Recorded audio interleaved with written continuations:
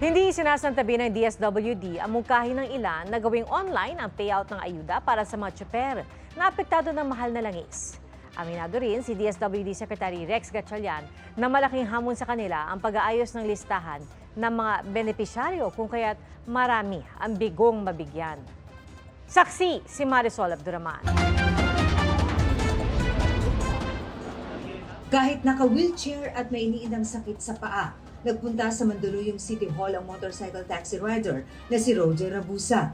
Isang buwan pa raw kasi bago siya muling makakapamasada matapos madisgrasya at maitukod ang paa nung nakaraang buwan.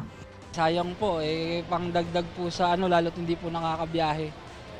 Laki pong tulong. Tiniis din ni Joel ang puyat at pagod na dumiretso sa pagkuha ng ayuda matapos magdamag na magtrabaho.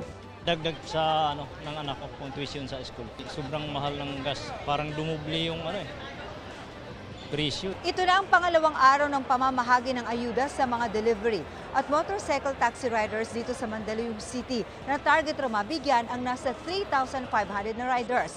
Ang mga hindi nakakuha ng kanilang mga ayuda base doon sa 2 araw na schedule ay muli raw bibigyan ng panibagong schedule para sa kanilang claim. Kahapon, mahigit 1,300 rider ang nabigyan ng ayuda sa lungsod.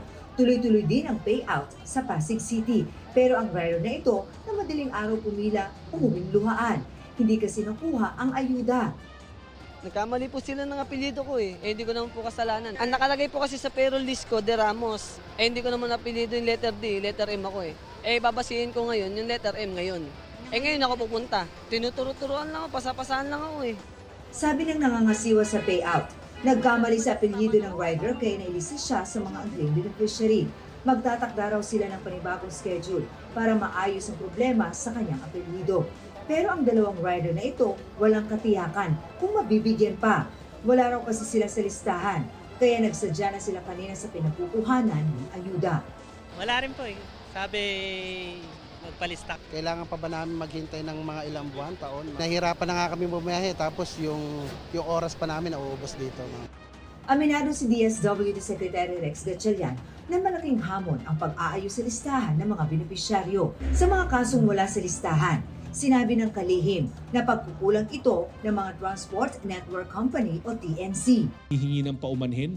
We are working on different modalities to perfect those lists. The drivers should take it up and blame their companies, yung mga TNC nila. Pinag-aaralan na rin ng DSWD kung paano maaayos ang proseso ng pagpila at pagkuha ng ayuda. The process is there, the systems are there, but we require kasi the physical appearance kasi nga nag-worry kami that the lists are not updated.